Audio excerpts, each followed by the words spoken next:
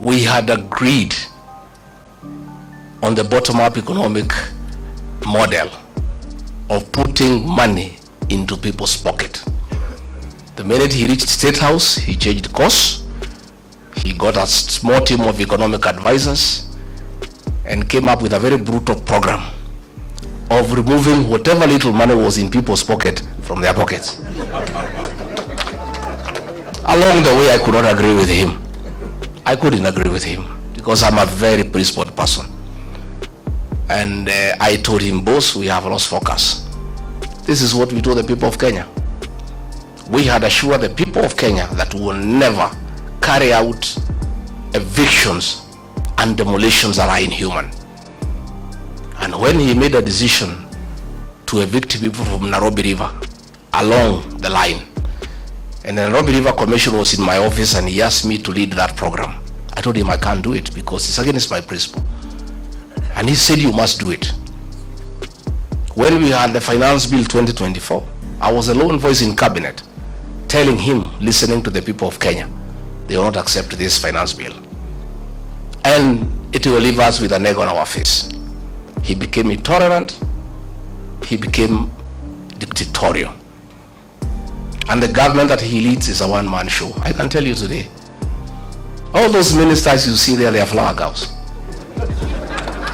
I was the only man in that cabinet who could stand up and tell him, hey boss, no, this can't work. And that's why he needed me out, so that he can put a protege and other fellows just to say, yes sir, yes sir. It's a praise and worship choir for the president. And I couldn't fit in that choir. I couldn't fit in that choir. You know, and he is very bitter, extremely angry, very irritable, that for a whole 6 days he's just abusing me in Western Kenya. Rigathi Gachagua is not a road in Webuye. He is not a hospital in Vihiga. He is not a water pan in Kakamega. He is not a slaughterhouse in Bungoma. President of the Republic of Kenya has gone to Western for 6 days, just talking about Rigathi Gachagua, occasionally Kalonzo Musyoka, because he's bitter that his voting bloc, the one that made him president, the Mount Kenya bloc, is gone and gone and gone forever. And I told him, it is his own undoing. I told him, don't touch the mountain. See the Bible. If you read the Exodus, I told him, don't. Many times. But it's because he has some young MPs he moves around with. Young boys who are born in towns and brought up with Sererak. They don't know the community. So they tell him, no, it's okay, no problem. Mulima ni yako, wewe ulikuja huko mwenyewe. Hawa watu ni wako, hata ukitoa huyu weke huyu hakuna shida. Nikamwambia mimi ni mzee. Hawa watu mimi nawajua. These fellows on the mountain, they hate betrayal and they hate deception. Because of what Mzungu did to them, they hate betrayal. And you yourself, President William Ruto, you are a beneficiary of my community's distaste for betrayal. When they decided that Uhuru Kenyatta has betrayed you, they turned against Uhuru for betraying you in their view and voted for you. And you are not one of them. They hated one of their own to support you, and you are not one of their own. If you betray one of their own, you will tell me the story. Today, as we speak, his messages of condolences are unwelcome in the mountain. And you know that's the lowest it can go. You know funerals are very solemn. In my community where I come from, even if it is suspected you had a hand in the death of the person being buried, people still allow you to come and even give condolences. When a people say they cannot listen to your condolence, you know it's over. The other day we were in Embu, and they are trying to blame Justin Muturi Bidan because the people rejected his condolence message. The president wrote him abusive messages the whole night, threatening to sack him. But even if you sack Bidan Muturi, nothing will change in that area. Nothing. And I told him, and he cannot say I did not tell him. Because me, I'm an honest man. I sat him down and I said, boss, you believe my now, why he's annoyed is because 47% of his support, 4 million votes, iko nje. Sasa anategemea ati Raila akienda AU, he can transfer zile zake. Zile za Raila zilikuweko za Wiper, they are not there. Ile ya Mlembe is not there. Hii ya Kisii is not there. Huyu jamaa amekwama. Amekwama. And I can tell you, because I know him, he is cornered. Kazi yetu rahisi sana is to stay together and unite our people. Mimi naomba jamii ya Mlembe, amekuja huko anaita mimi mkabila, ati ndio mimi nisisaidie nyinyi. Siku nilimsaidia hakujua mimi ni mkabila. When we voted for William Ruto, we knew he's not a Kikuyu. 87% of my people voted for him. We knew he's not a Kikuyu. 13% voted for Raila Odinga. We knew he's not a Kikuyu. We had our own candidate called Wahiga Mwaura. We never voted for him because we are not tribal. Saa hii ameona tunashikana na watu ya Wiper, ameona tunashikana na Mlembe Nation, na hapo Mlembe Nation ndio naona amekwamia hapo. I think it's his last hope. Sasa anakuja huko kusema ati mimi ni mkabila, ati ndio msinikaribishe tusifanye pamoja. President William Ruto, hear it from here, Chui House. The same way Mulima ilisaidia wewe, it is possible tunaweza saidia hii watu ya Mlembe. It is the same way tunaweza saidia huyu Kalonzo. Na sisi hatuna contract na wewe, deni yetu na wewe tulimali. We had intended to pay you in 2 installments.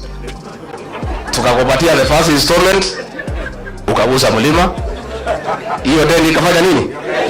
Kaisha. We owe you no debt. So anaenda pale Western, anasema tumefukuza huyu Rigathi Gachagua, at he is corrupt. William Ruto, my friend, do you have the moral authority to talk about corruption? And we sympathize with you because juzi kumekuwa na opinion poll on the most corrupt person in the world, and we are unhappy that you are rigged. Instead of giving you number 1, they give you number 2.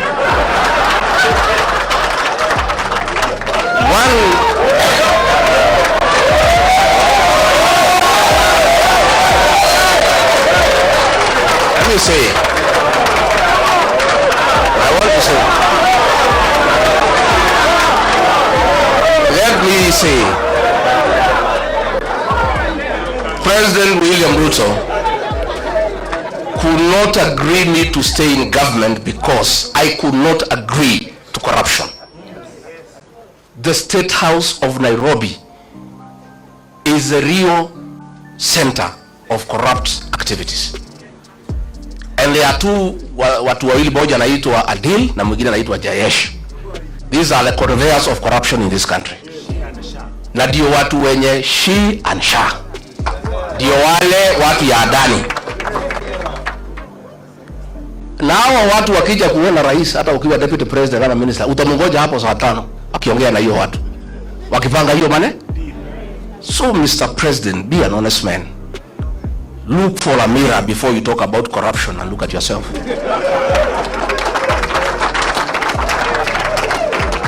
If you think the people of Kenya are very intelligent, Rigathi Gachagua has not been associated with any scandal in this country. So wewe unaenda pale unasema he is incompetent. In matters incompetence, Mr. President, I tend to agree with you to a certain extent. Serikali yako ni ya uongo, kutenga, kudanganya watu. Uliandika mkataba na watu ya Western, ukamjema utajenga 1000 kilometers, hujajenga. Umekuwa hapo juzi unafungua transformer. Wewe, mimi ulitaka nikusaidie kudanganya wa Kenya In matters kudanganya wa Kenya, Mr. President, I'm incompetent. Absolutely. I accept. Because hiyo alikuwa anataka tuende ku-launch barabara na anajua hakuna budget. Tukitoka matinga inafanya nini? Sasa hiyo ndio kazi rais anataka nimsaidie. Ndio anasema huyu haelewi programu za serikali. Sasa kwenda kupeleka matinga ukijua hakuna kazi inafanya, hiyo ni programu ya serikali. He was telling me to go and defend Adani. Tulikuwa na Eugene Wamalwa, huyu mheshimiwa, na Onyonga kwa mazishi Kitale. Huyu Onyonga akaamuka, akalima serikali mambo ya Adani, na mimi nakaa tu vale. I don't want to nod because I'm still in office. That Adani thing is the worst form of corruption in this country. So mimi nilipoamuka, I never responded. So one of the PAs ya mkubwa akanipigia simu. Mtu yuko huko, mtu ya 36. Wewe ni deputy president ya sangapi? Maana ya deputy president, you speak last. Dio ile maneno yote iko baya serikali ukanu. Kwa nini huyo Nyonga alilima serikali mambo ya Adani and you are not defending? Nikamwambia I cannot answer you. Tell your boss to call me. So president amenifikia, nimemwambia mimi siwezi. That thing is corruption. I cannot defend it, Mr. President. I cannot.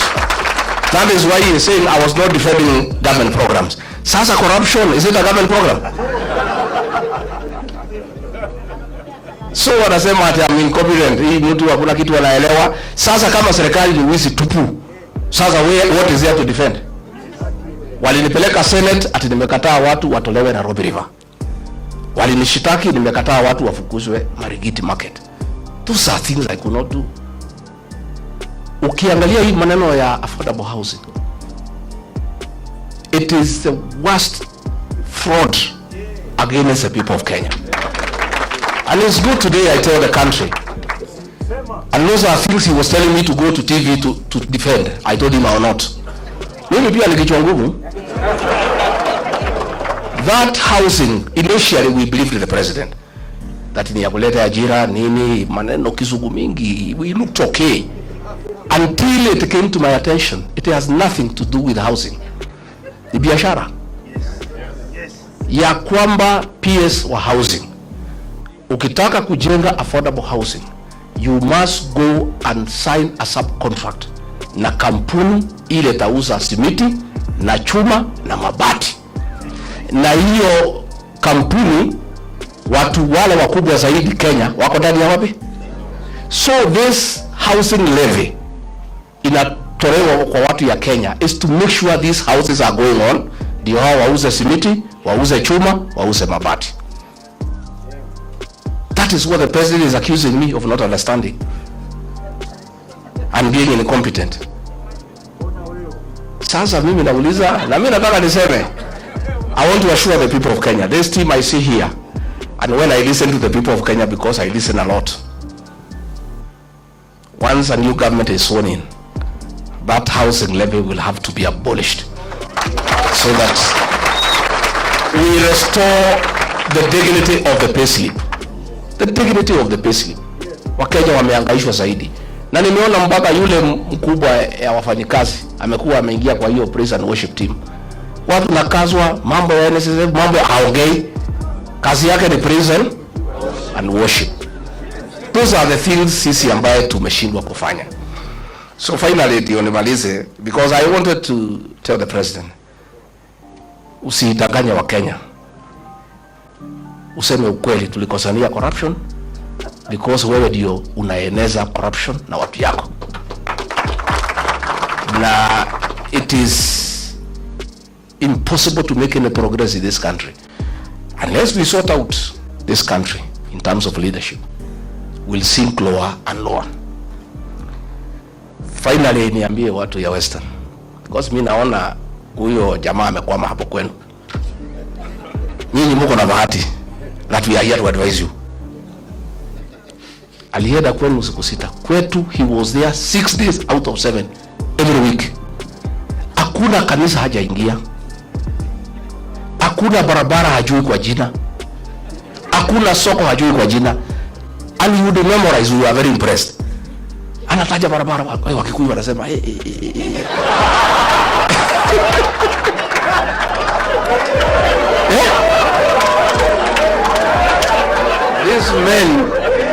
These men called a community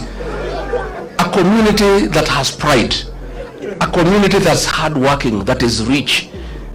Watu wamesoma. He called all of us, our bishops, our reverends, our pastors. Hata huyu Waititu na mimi Rigiji. He called all of us. Alikuwa anakuja, kuangalia osho. Sasa anakuja kwenu, Musangarere, Mwalamu. That is the same script. Nyinyi mkikubali, mutalia vile watu ya mlima wanalia. All those,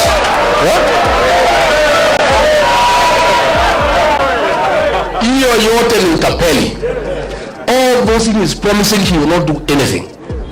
He promised us atatumalizia barabara ya Mau kwisha. Nitajenga hii. So today he does not come to our place.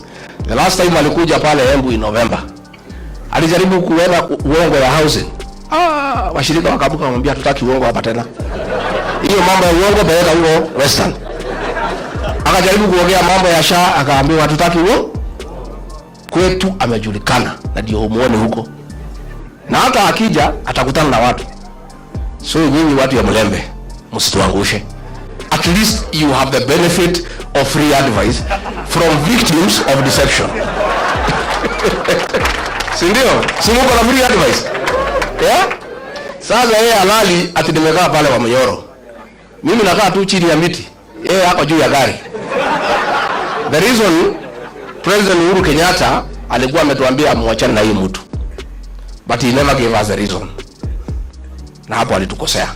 Na kama angetuambia what I know today, hatungekuwa hapo. Also the choice he was giving us was also not acceptable. So pale nimekaa pale, I'm doing things differently from Uhuru Kenyatta. I'm involving the people who is William Ruto. That is why he is unhappy. Mimi nakaa pale, watu wanaeleza, wanasema imetosha, wanatoka wanaenda. Nakaa pale na mapasta na waeleza, wanachukua Biblia, wanatoka wanaenda. Pale nimefunga 100%. Hata kupata agents, hatapata agents ya kusimamia kura yako. So nyinyi viongozi wetu, tafadhali naomba pia Eugene Wamalwa and your team, and then unite the Mlembe nation. Don't agree to be divided. Mimi alitaka kugawanya mlima east and west, nikamkataza. Akajaribu kugawanya counties, nikamkataza. Don't allow it. Mlembe nation, you have 5 million votes, nendeni muunganishe. Stephen Kalonzo Musyoka pale Lower Eastern 4 million, nenda uunganishe. Mimi pale sasa ilikuwa 6, nataka nisukume mpaka 8. Sasa Matiang'i waende wasukume pale 2 million. Sasa tukifikisha 15 tuketi. Si ndio? Si tutaketi? And we must not let the people of Kenya down. People asking, wewe, wananiambia, wewe Rigathi, tenda tafuta marafiki. Kama huyu mtu ametuumiza namna hii first term, kwa bahati mbaya akirudi second term, tutakuwa tunavaa vinyasa. Sasa nyinyi tafuta marafiki, mtafute formula. Na hatutaki kujua ni nani. Mkuje mtuambie formula ni? So we shall be selfless as a team. We shall be selfless. And let us not approach this election with a predetermined mindset. That lazima ikuwe ni mimi ama ni mimi. Wacha tuseme tuko na kibarua ya kungoa hii jamaa. That is the first objective. Let us consolidate our votes, consolidate. Uzuri, payslip holders are 3 million. Na every payslip holder has a minimum influence of 2 people. Those are 9 million people who have a personal issue with William Ruto. Sasa, ongeza Gen Z. Maneno inaisha. So, and I want to, as I sit down, I want to ask our Gen Zs, please, you are doing a very good job, our sons and daughters, on the social media. keeping this guy in check. Continue. But that is not enough. You must take IDs and register as voters. Because the final transformation of this country will happen on the ballot box. Not on a smartphone. The smartphone will create the awareness and create the necessary mood and mobilize people. But the actual transformation of getting the right leadership will happen on the ballot. So we want to ask the Gen Zs and the millennials, please take IDs, register as voters, and continue what you are doing on the smartphone. Now you are doing a good job. Huyu jamaa halali. Even he was accusing me ati mimi ndio naongoza Gen Z. Nikamwambia president, that's a good wish. If I'm the leader of Gen Z, I'm a very strong leader in this country because it's a serious force. So leaders hawa niwapongeze. This journey is not for the cowards and the faint-hearted. This man is angry and therefore dangerous. I must tell you. Alituma watu Limuru walitaka waniue. Mungu akanisaidia. Siku ingine ametuma askari anitupie tear gas huko Shamata. Siku ingine ametuma criminal gang kuumiza bibi yangu. What he must know is that some of us, and he knows us well, of course he is forgetting. When the fourth administration was against him and persecuting us, we stood with him and never feared. Sisi si watu ya kuuziwa uoga, hata tukiuziwa hatuna pesa ya kununua. But I want to tell these leaders, you must be steadfast. You must be on the right side of history. And with these two great leaders, and Matiang'i and the others who come on board, we'll work together. Na tutasaidiana, we'll continue consulting, tutatembeleana. Hivi karibuni, we are also going to unveil our movement, and it's a serious movement, and it's a national movement, but the home of the mountain. Just like every party has a certain home, it's a national party, but with a home. Watu ya mlima wamesema sisi tulienda harusi na gari ya mtu mwingine. Kufika kwa mtu tukaambiwa tushuke. Sasa tunatafuta gari yetu ya kwenda harusi. Sasa kila iko magari hapa. Sasa tutakutana kwa harusi, Mercedes iko, Range Rover iko, magari imejaa wapi? Pale. This UDA, when I make my announcement in another few weeks, will be a shell. It will be a shell. There will be nothing. Ulifukuza sisi, tumetoka na watu wetu wote. There will nobody, even people are impatient. If you know the pressure I am under to announce the vehicle, I am not sleeping. People are impatient and they don't want to see anything yellow. You know? So, sisi tutauda gari yetu na itakuwa ni gari kubwa na ya Wakenya wote. Na tunataka tuungane pamoja na hao wengine tupange Kenya. And we mean well for this country. Na mtu asikuambie ati sisi ni wakabila kwa sababu tunaunganisha nyumbani. You would be stupid to go to the national table before you organize your house. Lazima kila mtu apange nyumba ya. Alafu ndio tuketi kwa meza ya Kenya, si ndio? So we must all organize our houses so that tutengeneze nyumba hii, tutengeneze hii, tutengeneze hii, tutengeneze hii. Yeye hirizibika kwa sababu hii yangu alikuwa nafikiria ni yake. Sasa amejua si yake. Sasa ako na machungu. Na there is nothing we can do. Hatuwezi msaidia, pole. Wewe omba Mwenyezi Mungu, huyu mzee aende EU. Kama he can give you his base. I don't know whether loyalty is transferable. Whatever he can give you, you see what to do with it. Hii ya Western naona kama imeenda, Ukabani imeenda, ya Kisii imeenda. Sasa pale kwake tutapambana. Hata sisi tutakuwa hapo. Baba akienda, ile tabaki pale tutangangania na wewe. Si tutangangania? Kwa sababu watu there are some guys who came to see me from Siaya. Wanasema, they came to my house. Wanasema, sikia, Tukiji, sisi, our loyalty is not transferable. Sisi ni watu ya baba. Akishaenda AU, tuko free. Na sisi vile tunaona yeye ni mtu ya kusema ukweli, tunaweza elewa. So, even that Nyanza, baba akienda, will be there also. Because there are also people who want to join the rest of Kenya. So mimi nimefurahi sana and thank you very much, na tumeshukuru. DAP Kenya continue consolidating until Gavana Natembea asiuziwe uoga. na hata akiusiwa asinunue.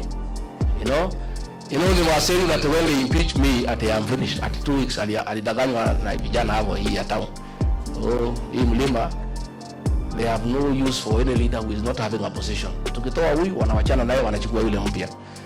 Sasa kila siku wanaongea juu yangu. Na bado wacha tuweke gari tuungane na hao viongozi and then tutembee. Na mwaka hii ya 25 ndio ya kujipanga. 26 ni sindio? Hii 25 tupangapange and we'll agree so that we have enough members of parliament. We'll sit down so that we don't compete against each other. Kama hii Nairobi we have 17 constituencies. Nilikuwa nafanya hesabu naona between this team we can take 15 out of 17. Hii gavana ya Nairobi tutachukua asubuhi mapema. Within this team here, we just sit down and do proper arithmetic. Nakuru, everywhere, Mombasa, we sit down so that we don't fight against